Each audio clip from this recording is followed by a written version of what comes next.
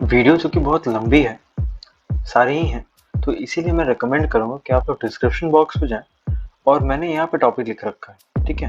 और वो कहाँ से स्टार्ट हो रहा है वो टाइम दे रखा है, ठीक है? तो बेसिकली यहाँ वीडियो सेक्शंस में डिवाइडेड है। देखो initials, second section arithmetic operation, third section explicit type convergence, ऐसे ही एज पर क्लास जो कराया गया, third prefix, fourth prefix postfix, ठीक है? तो ऐसे सेक्शंस पे तुम डायरेक्ट जंप कर सकते हो जस्ट इस पे क्लिक करके, या फिर इस पे क्लिक कर दो, इनिशियल क्लिक करो, तुरंत उस सेक्शन पे कूद जाओगे, ठीक है? तो दैट्स बेटर, तुम्हारे लिए अच्छा है, टाइम वेस्ट नहीं होगा, ठीक है? तो बस इतना ही मुझे बताना था, बस हर वीडियो में ऐसे ही मैं आपसे करूँगा। तो आज 11 फेब 2021 में जो क्लास हुई थी उसकी बात करेंगे।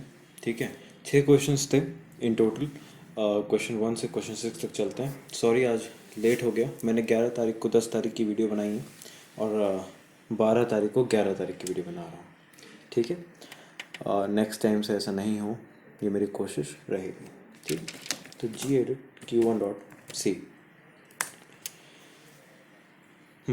इसमें पहला क्वेश्चन ये था, write a program to take the value of acceleration from the user and tell if the vehicle is moving at a constant velocity, is accelerating or deaccelerating। ठीक है, मतलब रिटार्डिंग। तो सिंपली हम लोग ने एक एक्सेलरेशन की वैल्यू ले ली, ए में डाल दिया। ठीक है, अब एक्सेलरेशन अगर ज़ीरो है तो वेलोसिटी कांस्टेंट है ऑब्वियसली, तो हमने प्रिंट कर दिया। एल्स इफ मतलब अगर ये कंडीशन सेटिस्फाई नहीं हुई तो ये एल्स इफ वाली कंडीशन में जाएंगे, फिर वहाँ पे एक्सेलरेशन प्रिंट हो जाएगा। ठीक है, मतलब ए ग्रेटर देन ज़ीरो है तो ऑब्वियसली एक्सेलरेशन है। और एल्स, ठीक है, एल्स में क्या कंडीशन आएगा, ए इक्वल टू ज़ीरो नहीं है, ग्रेटर देन ज़ीरो नहीं है, तो ऑब्वियसली लेस देन ज़ीरो होगा। तो उस केस में हम लोग डी एक्सेलरेशन प्रिंट कर देंगे। ठीक है, सिंपल है, यहाँ पे एलसिफ का यूज़ हमें सिर्फ सिखाया गया, दैट्स द ओनली थिंग। तो ये एक बार इसको रन करके देखते हैं। तो G C C C dot slash dot out. अब एक्सलेशन मान लो 34 डाल दिया मैंने तो एक्सेलरेशन है। अगर मैंने -56 डाला तो डी एक्सेलरेशन है। ज़ीरो डाल दिया देन कांस्टेंट वेलोसिटी है। ठीक है, ये समझ में आ गया। अब हम लोग चलते हैं gedit q2.c। ठीक है, इसमें था क्वेश्चन कि ओके, जब तक क्वेश्चन नहीं देखोगे तब तक नहीं समझ में आएगा। फिलहाल इसमें था कि ऑब्जेक्ट की आपको बस पोजीशन लेनी है।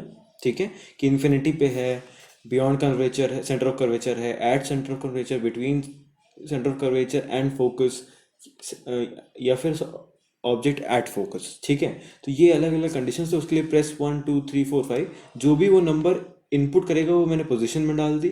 ठीक है, अगर पोजीशन 1 है तो इन्फिनिटी पे जो भी सिस्टम की प्रॉपर्टीज होती हैं, position at focus, size, highly diminished, nature, real and inverted, ये सब मैंने कर दिया। अगर उसने पोजीशन 2 डाला मतलब एट सेंटर को वैसे 3 डाला, 4 डाला, 5 डाला, उस केस में एल्सिफ एल्सिफ एल्सिफ एल्सिफ।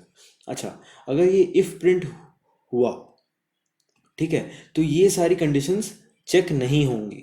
ठीक है, एल्स भी चेक नहीं होगा क्योंकि एक इफ तो हो ही गया।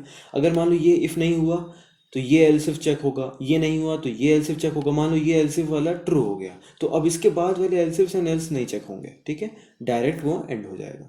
समझ में आया? तो अकॉर्डिंगली जो भी नंबर वो डालेगा, इनपुट करेगा, वो उसकी प्रॉपर्टीज हमें बता दी जाएंगी। ठीक है, तो कंट्रोल एस कंट्रोल क्यू करते हैं।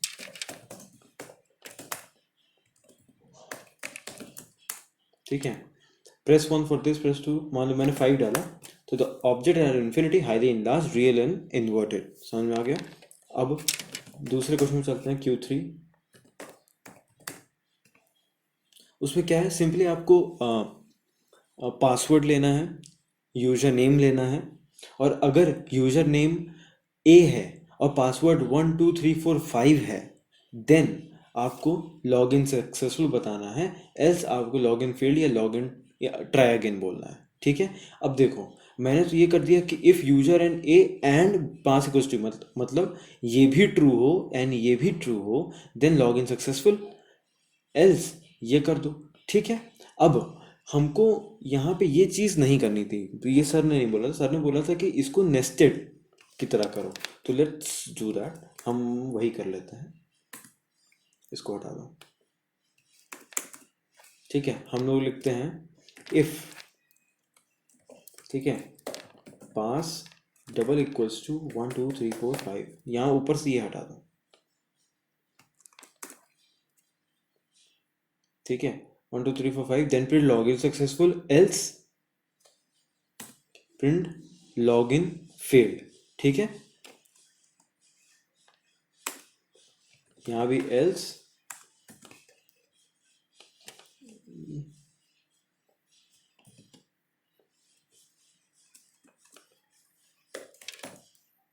ठीक है, तो ये हो गया। अगर मान लो इफ यूजर ये ए है तो फिर वो चेक करेगा कि पासवर्ड ये है कि नहीं। अगर पासवर्ड भी ये है तो लॉगिन सक्सेसफुल। और shit, एक प्रॉब्लम है, हमको यहाँ पे कुछ ऐसे करा जाता है, मतलब एक से ज़्यादा स्टेटमेंट हो अगर कंडीशंस में, इफ़ या एल्स में, तो हमको ब्रेसेस यूज़ करने पड़ते हैं। ठीक है, अगर सिंगल स्टेटमेंट है तो ब्रेसेस यूज़ करने की ज़रूरत नहीं है, ये थ्योरी क्लास में सिखाया गया है। ठीक है, तो अगर यूज़र ए हो गया, पासवर्ड इतना हो गया, तो लॉगिन सक्सेसफुल हो जाएगा। अगर यूज़र ए हुआ, पासवर्ड ये नहीं हुआ, तो लॉगिन फेल हो जाएगा। और अगर यूज़र भी ये नहीं हुआ और पासवर्ड ऑब्वियसली नहीं हो रहा है, तो भी लॉगिन फील्ड एल्स में जाके लॉगिन फील्ड हो जाएगा। ठीक है, इसको एक बार फिर से खुद रन चल के देखो कि हम अलग अलग कंडीशन डालें कि पासवर्ड सही हो, यूज़र गलत हो, यूज़र सही हो, पासवर्ड गलत हो, तो कैसे कैसे कोड काम करेगा। तो एक बार इसको रन कर लेते हैं, gcc q3.c ./8.out।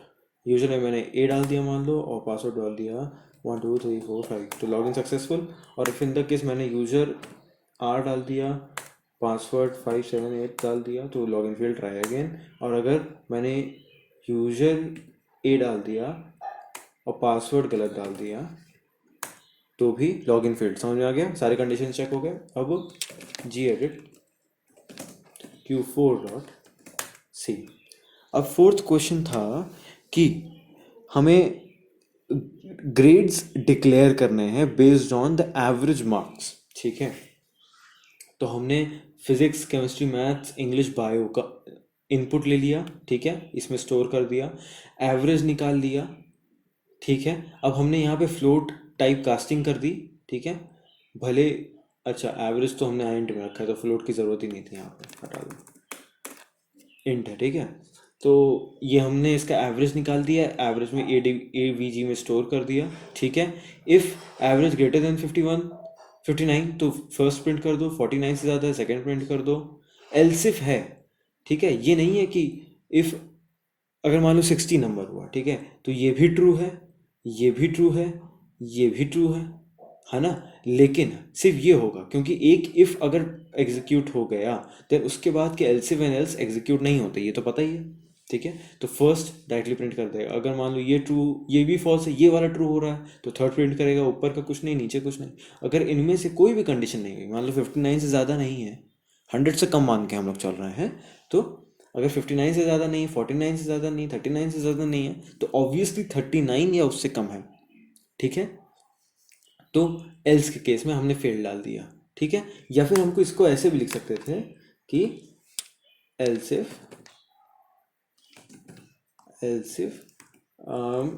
AVG is less than 40। Less than 40 मतलब 39 से होगा ना, तो ये तो प्रिंट फेल। ठीक है, ये भी कर सकते थे, एल्स में भी डाल सकते हो, बात वही है। ठीक है, Ctrl+S Ctrl+Q, इस बार इसको रन के दे देते हैं, देख लेते हैं, gcc q4.c ./8.out।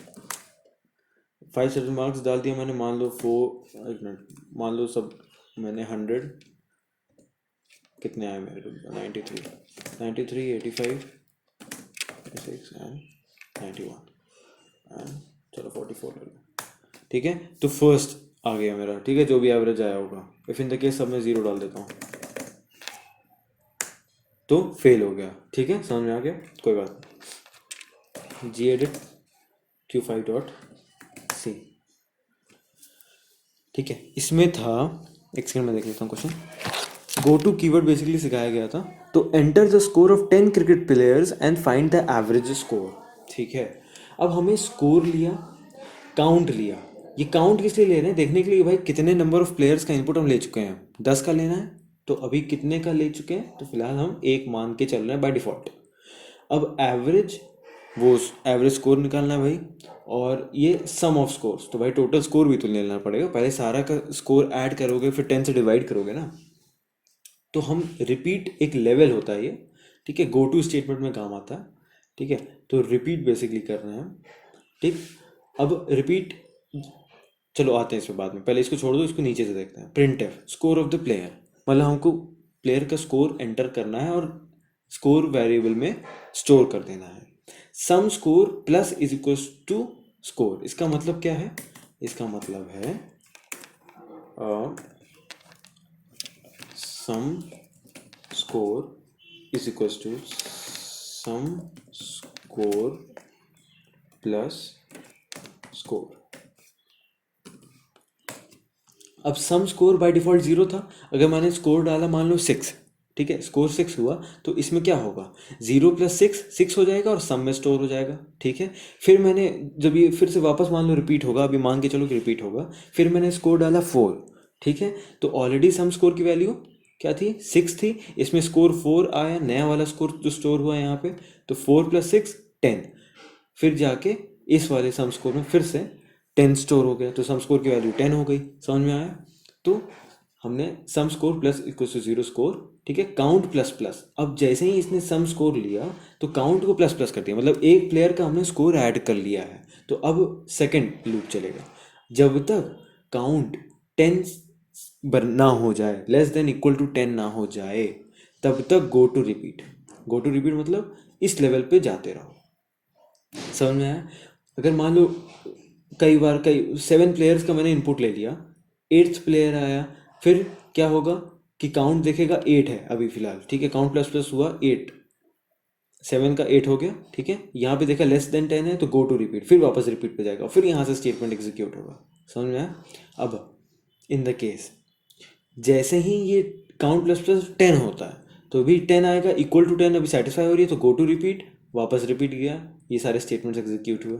समझ में आया? अब जैसे ही वो 11 हुआ, यहाँ 10 वाला एग्जीक्यूशन कंप्लीट हुआ, काउंट प्लस प्लस 11 हुआ, यहाँ देखिए कंडीशन सेटिस्फाई नहीं हुई, तुरंत इस चीज़ को छोड़ेगा, नेक्स्ट स्टेटमेंट पे जंप कर जाएगा। वो क्या है? Average equals to sum score by 10। तो सम स्कोर सारे 10 प्लेयर्स का addition divide by 10, that is average.